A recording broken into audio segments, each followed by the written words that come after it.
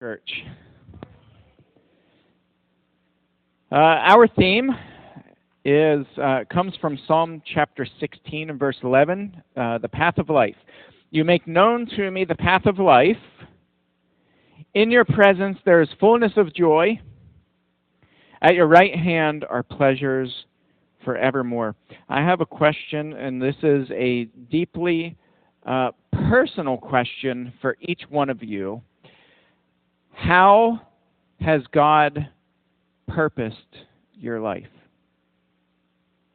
How has God purposed your life? We have a very short time span on this earth. How has God purposed your life? We're going to be in Jeremiah today. If you have your Bibles, you can open up there.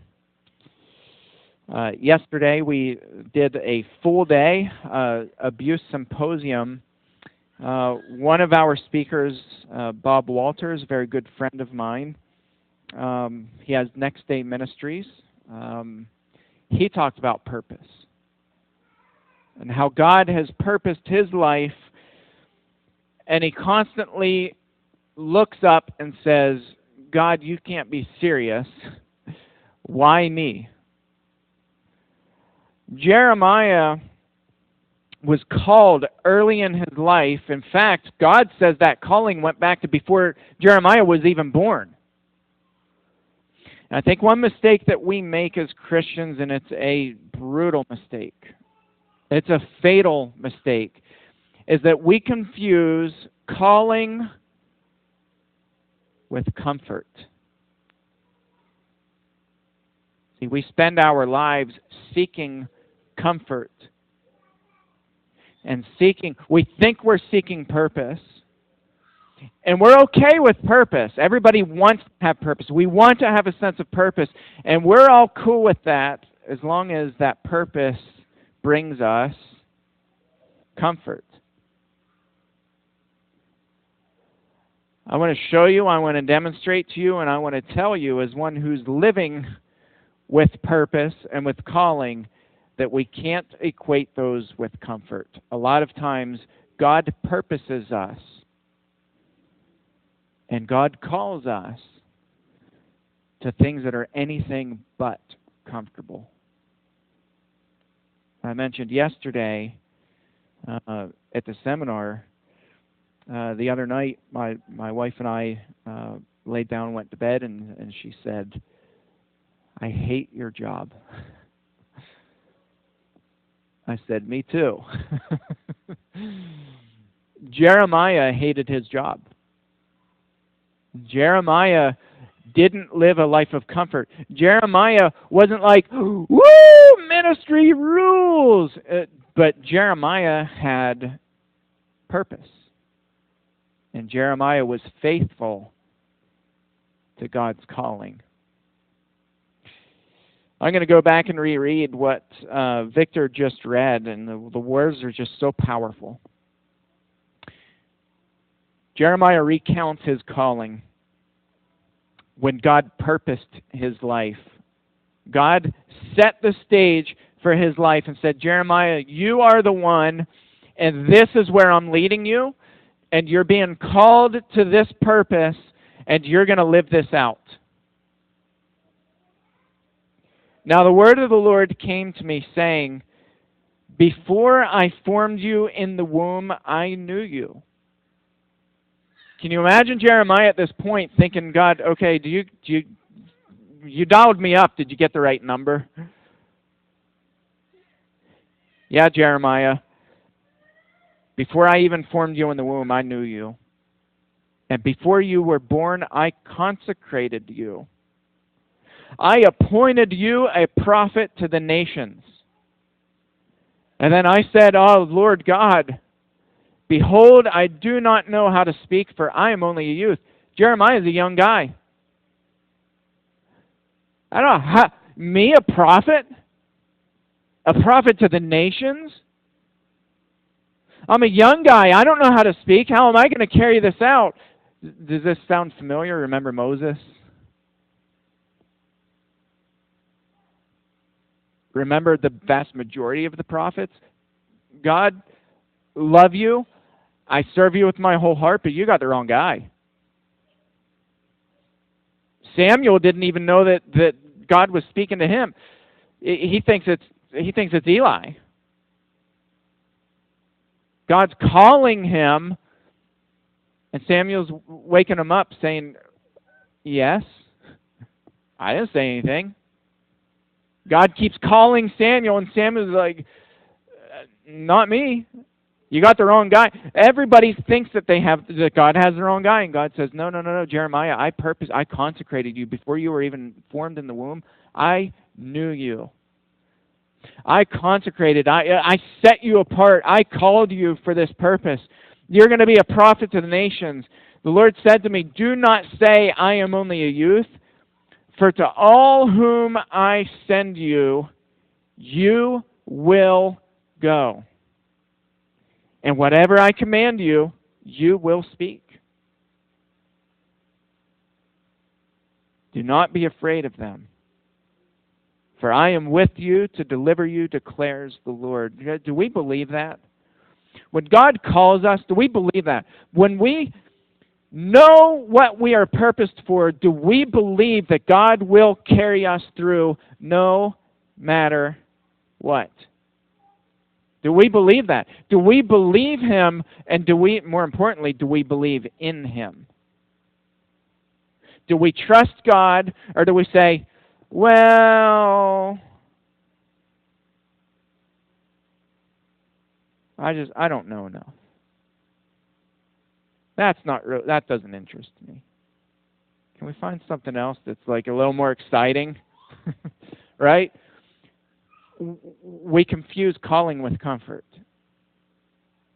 God says, I'm sending you, Jeremiah, out to these nations. Don't be afraid of them. I'm with you. When I command you and I tell you to speak, you're going to open your mouth and you're going to say it. Then the Lord put out His hand and He touched my mouth. The Lord said to me, behold, I've put my words into your mouth. See, I've set you this day over nations and over. Listen, Jeremiah, this is a little boy. I have set you over not just one, I've set you over nations and over kingdoms. God has given him more authority than kings of other nations. I've set you over these nations and over these kingdoms, and this is interesting, to pluck them up and to break down. Do you think at this point Jeremiah is like, while God's speaking, do you think he's like trying to sneak away? I would be. You're calling me over nations to pluck them up and to break them apart. You're giving me that authority. These are the words you touched my mouth, Lord. And the words that are going to come out are to break nations down, to tear them down, to pluck them up. Me? To destroy and overthrow. And then to build up and to plant. God, you got the wrong guy. God's not done. Later in the chapter, God says, they will fight against you, but they shall not prevail against you, for I am with you, declares the Lord, to deliver you. Jeremiah will spend the next 42 years of his life until the Babylonian captivity. The Babylonian captivity from the time the time of his calling, until 586 BC, when the Babylonians came in and they uprooted Jerusalem. They annihilated Jerusalem. Guys, this was ugly. It was devastating. People died. Buildings crumbled. The temple which Solomon built burned to the ground. They were ruthless. And Jeremiah was there. He saw it. He witnessed Jerusalem be decimated. Imagine you put 42 years into ministry. 42 years, this man was put in prison. He was beaten. His scrolls were burned. He was thrown in a cistern and left for dead. This man, there are no records in Jeremiah's ministry of any high points. None. Zero. There's no record where people are like happy and peaceful and, holding hands and he's worshiping and raising hands to God. There's no record of it in Jeremiah. None. Zero. 42 years. Do you think in 586 BC, 42 years into his ministry, do you think Jeremiah looked back and said, God, you called me to this? You purposed me for this. It's incredible. By the way, Jeremiah didn't stop with the burning of Jerusalem. After Jerusalem burns to the ground, Jeremiah is forced by his own family, by Jewish people, to go down to Egypt. After he prophesied and said, do not go to Egypt, what did they do? They kidnapped him and they forcefully dragged him to Egypt. They got into Egypt and they didn't stop with that. They mocked him and made fun of him. In Egypt!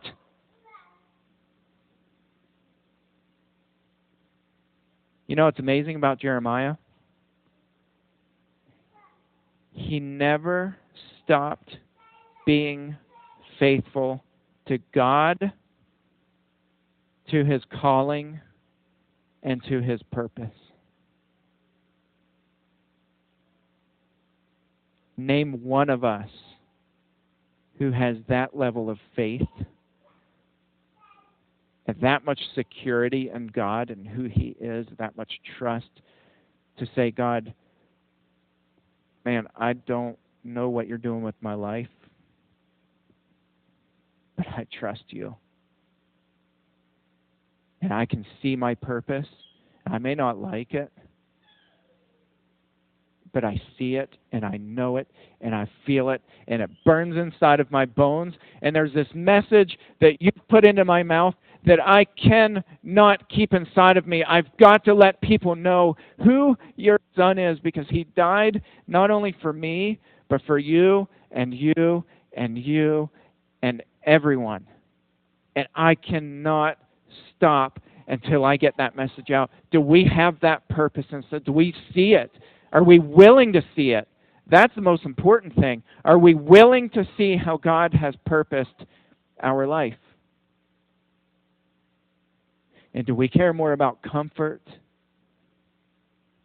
or calling? How has God purposed your life?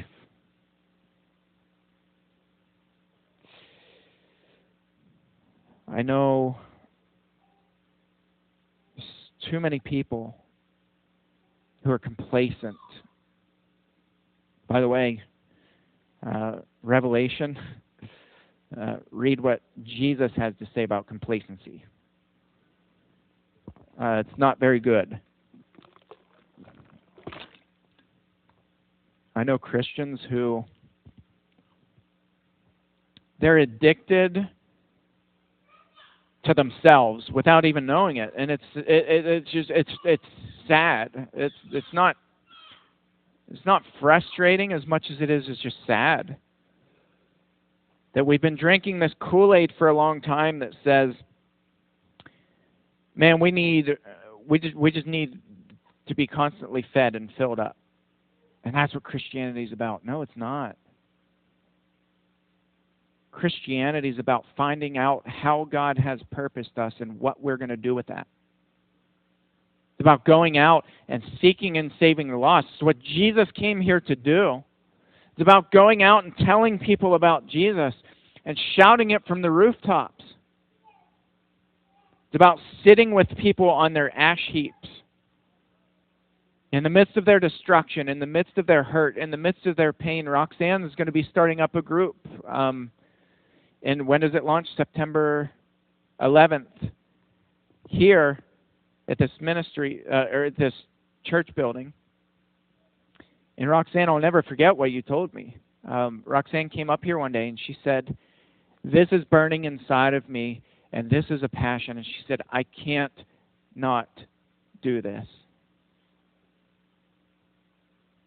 My guess, we haven't talked about this, my guess is you could probably think of a million other things you'd rather be doing that would be more enjoyable and fun, but you can't, right? I remember when my wife asked me early on, after we found all this stuff out about my dad, she said, why are you doing this to yourself? It's the only answer I knew. It's the only answer I could think of, because I have to. And she got it. She understood it. She knew what I meant. I didn't have to explain it. And Roxanne said the same thing. She said, I'm doing this ministry because I have to. How has God purposed you? And what are you doing with it? Don't fall into the trap to think that God cares more about your comfort than He does your calling. Listen to Him. If you don't know what your purpose is, I'm not saying like God flashes this neon sign. It took me years and years and years to find it, and I found it in the most traumatic, awful, horrible way, and I still am wrestling with God. I wrestle with Him. I say, God, are you serious?